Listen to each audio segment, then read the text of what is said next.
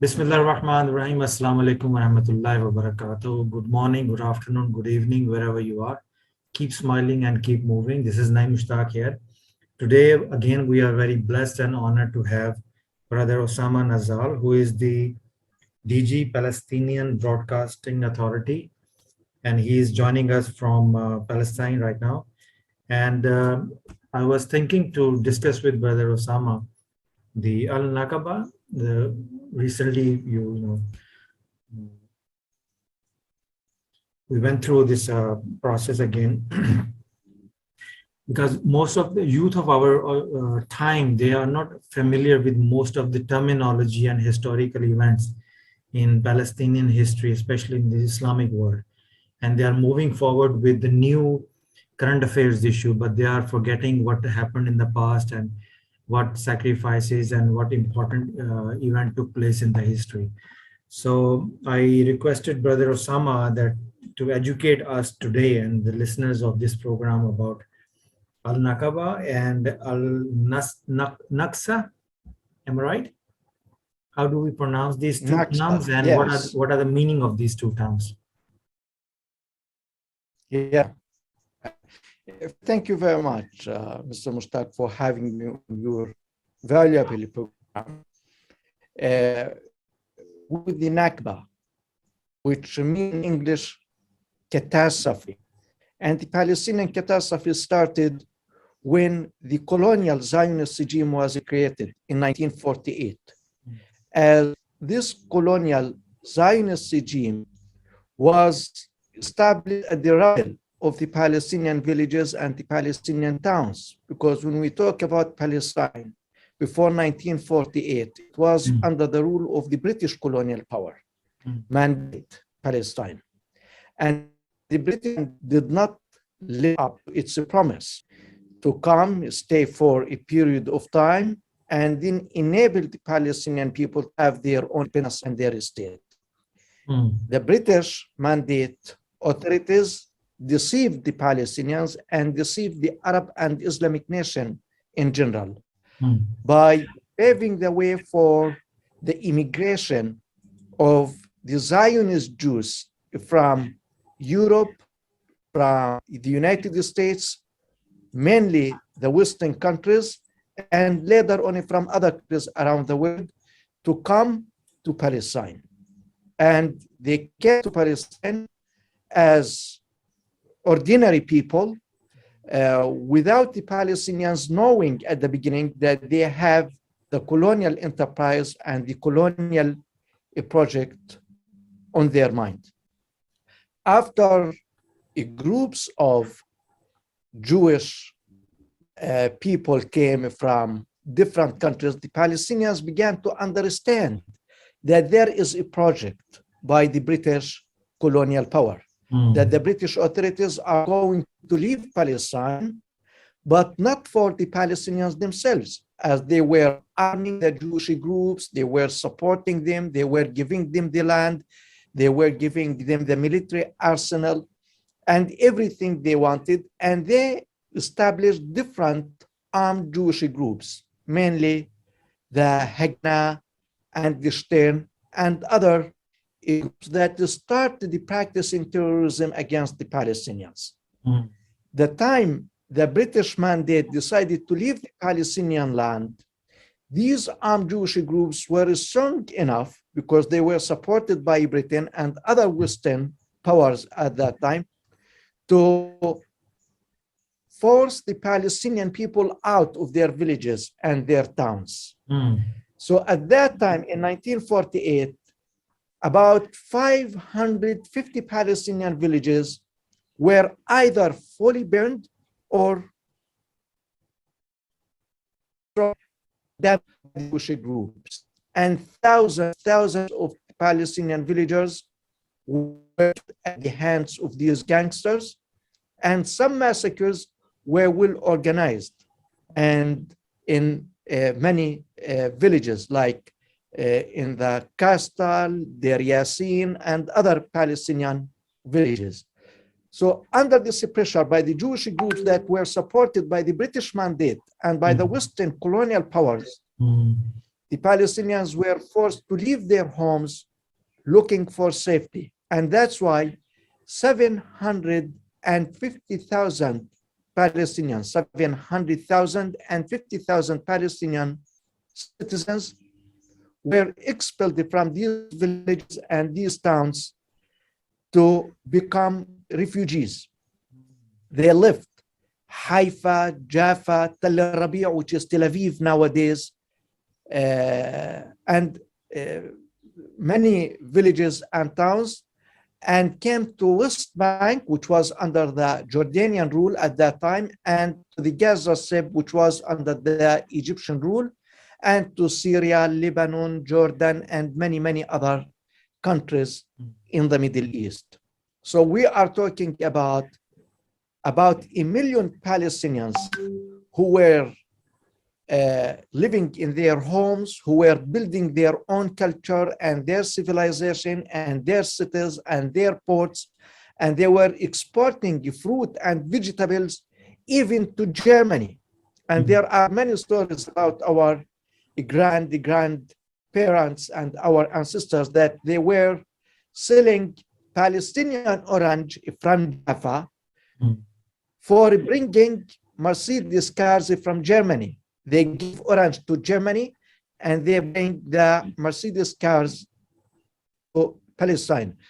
So we are talking about a trade dynamic. We are talking about a civilization that was well established in Palestine, not like what the Jewish Zionists claimed, that they came to Palestine without the people for a people with land.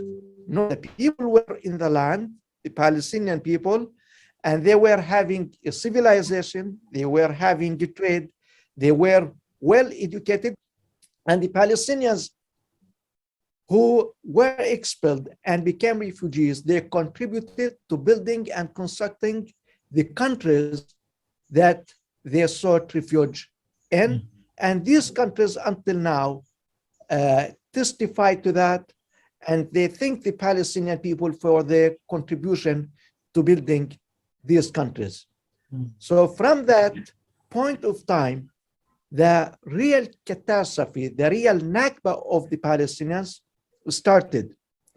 Of course, there was a resolution by the United Nations in 1947, which is a resolution.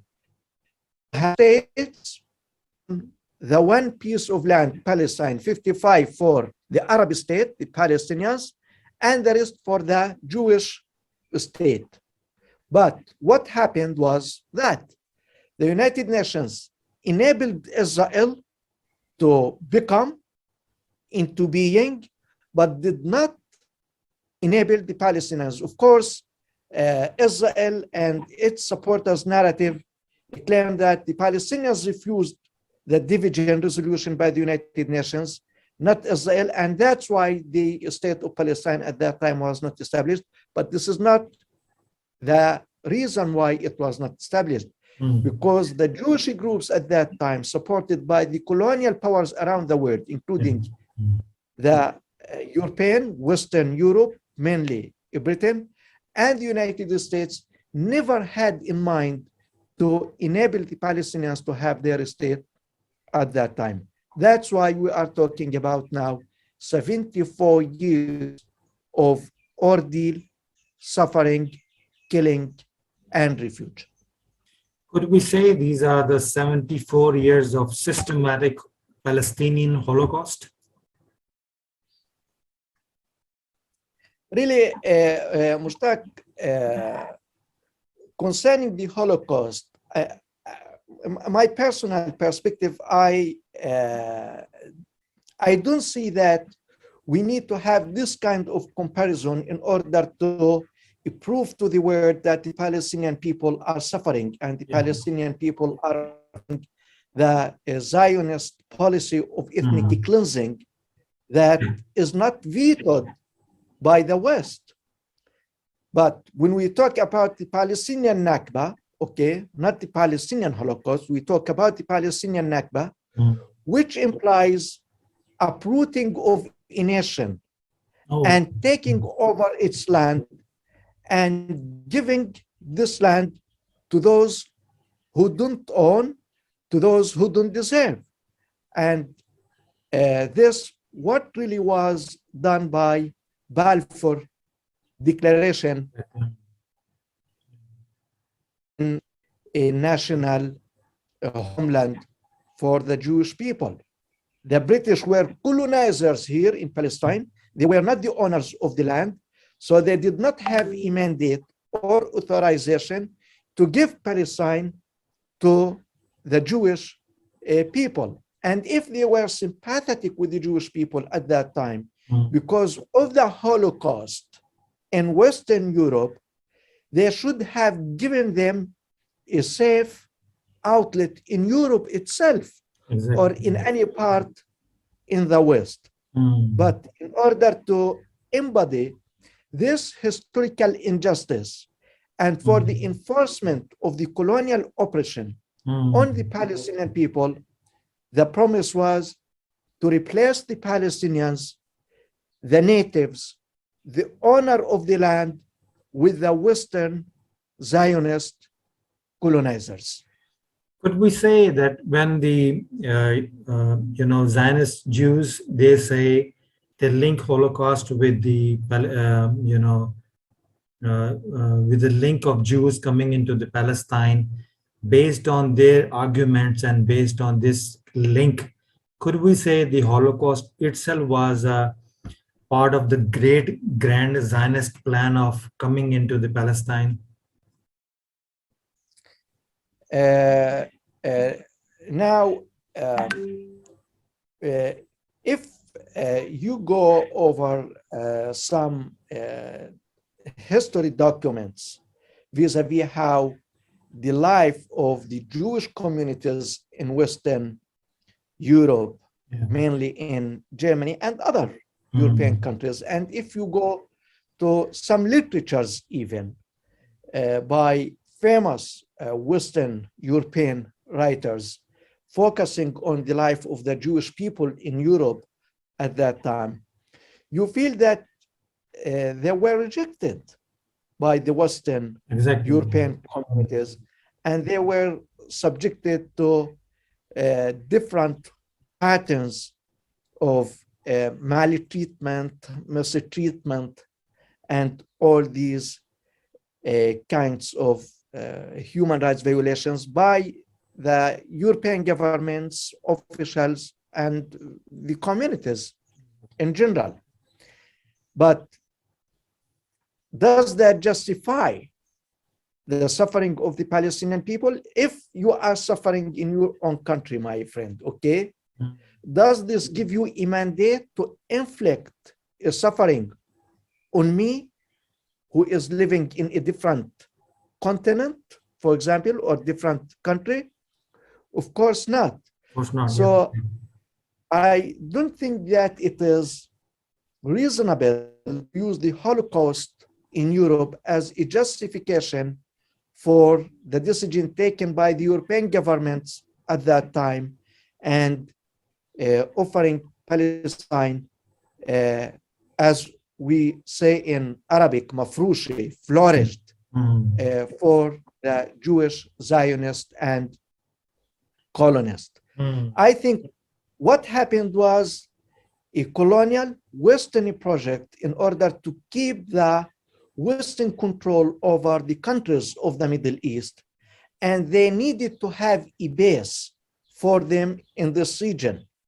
And they chose Palestine because it's, from a geographical perspective, it's a very important country linking many continents together, the Mediterranean, in the heart of the Middle East.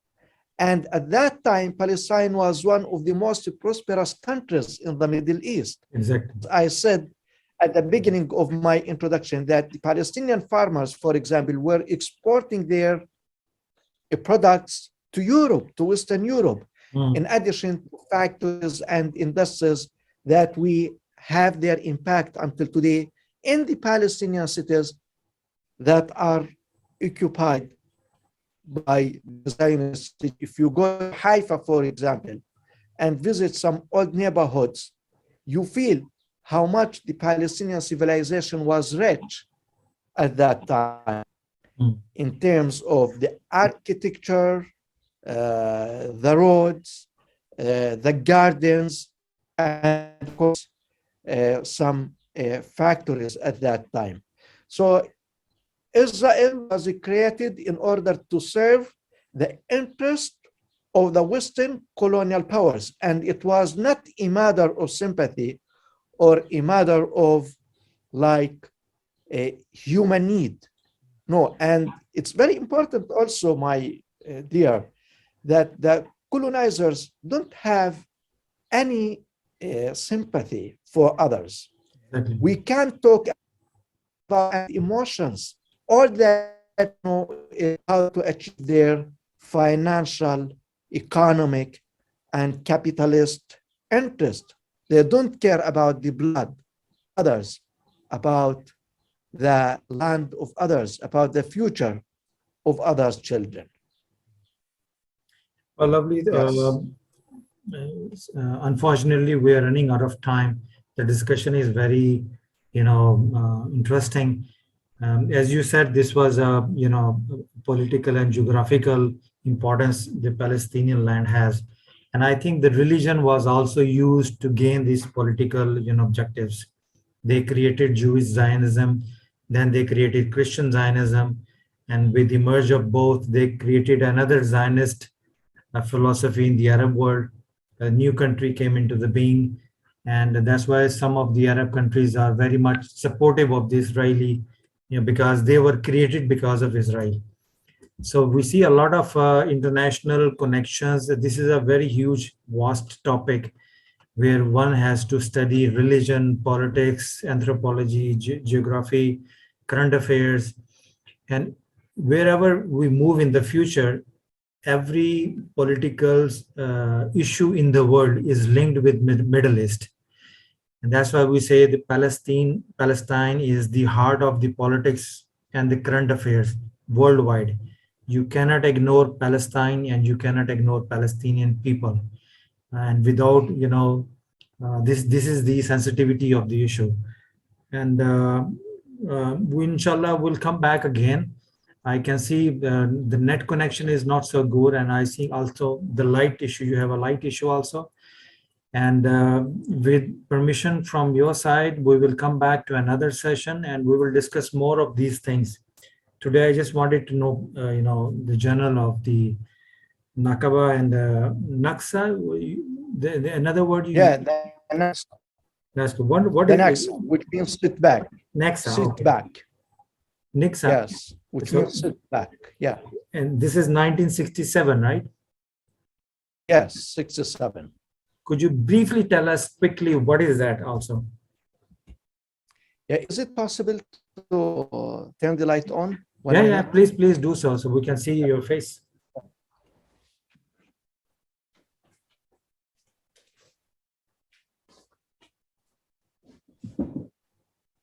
Yeah. Is it better now? Yeah, it's much better now. I feel like you're repeating the whole program again.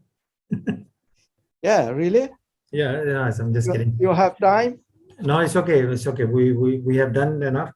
And we will come back again. Okay. We will record another episode because the information I get from you, I think the youth and the next, our youth and the future generation needs to hear all these things, because nowadays new books are written with a different perspective, and mostly the fundamental historical points are omitted. So the new generation can be programmed accordingly, not educated, but programmed accordingly. So tell us about 1967 briefly. Yes, concerning 1967. Now, when we talk about the Zionist colonial regime, we are talking about a colonial expansionist project by the Western countries, using the Jews who were and are living in the Western communities. So the Palestinians were deprived of having their state, and the United Nations resolution of partition was subsided, and nothing was implemented of it but one part, the creation of the Israeli colonial regime. Now, because of this expansionist policy, when the Israeli military became more powerful because of the billions of dollars that are pumped into the Israeli treasury from the states and other European countries around the world, Israel decided to expand its territory and started a war with Jordan. As I said, Jordan was having the rule over the West Bank, where I'm speaking from, and against Egypt in Gaza, and against Syria in the Golan Heights. And the Israeli army was able to take over all these parts of the Arab Palestinian territory. So the Palestinians, once again, who were expelled from their villages and towns in 1948 and came to live in Gaza and the West Bank as refugees, many of them were forced out once again from their refugee camps here in the West Bank and Gaza, and tens of thousands were forced to go to Jordan. So we are talking about a new wave of refuge and about a program of killing Israel. So Israel in 1967 became to control the West Bank, Jerusalem, Gaza, and the Golan Heights. If we talk about the Palestinian plot of land, East Jerusalem, West Bank, Gaza, we talk about the 22% of historic Palestine. So Israel before 1967 was having 78% of Palestine. In 1967, it took over the rest, 22% of Palestine. By taking this percentage, it's controlling 100% of Palestine. So all Palestine became under the Israeli occupation rule. Now, as I said, Israel has a colonial project. The time they occupied the West Bank and Gaza, they began building Jewish-only settlements, which represent the core of the Israeli colonial project in Palestine these days. And now in the West Bank, we have about 800,000 Israeli settlers. Wow. These Israelis were taken or were transferred from the land that Israel took over in 1948 to live in the land that Israel took over in 1967. Okay. So if you visit now Palestine, the West Bank, where I'm looking from, you will see that the Palestinian towns and cities are small enclaves divided from each other by Israeli settlements built at the tops of the Palestinian mountains. So every Palestinian city has like an Israeli colonial settlement looking over it. And now these settlers represent the main fact of insecurity, violence, instability, and crimes in Palestine. MashaAllah. Thank you so much for your time. We are running out of time now also. And it was a pleasure talking to you, although there is a net issue, the traffic issue, but I think next time it will be much more better. But anyway, the discussion and the information you gave is, very important. And I think most of the books written to nowadays are empty of these information, because these are the historical information now available in the old editions of most of the books. And the same books with the new editions, these paragraphs, most of the time, these are omitted. the new history has been written for the new generation programming. And this happens usually everywhere. So thank you so Yes, much for sir. your precious time. It is always pleasure and lovely talking to you. And with My the pleasure. promise that you will get another time, and we'll select another topic for the. I want the Pakistani youth and Pakistani people to know more about Palestine, because protesting for Palestine is important, but knowing the history and the background of Palestine and Palestinian people, because our Qibla Awal is there also. So I think this is Sure. also our religious duty to know more about Palestine, and this is and how we can more support Palestinian cause also in Pakistan. So thank you very Sure. much for your time, and inshallah we'll get back again with another episode, and inshallah we'll meet again. Thank you very much, brother. Thank you. Thank you. You're welcome. Goodbye.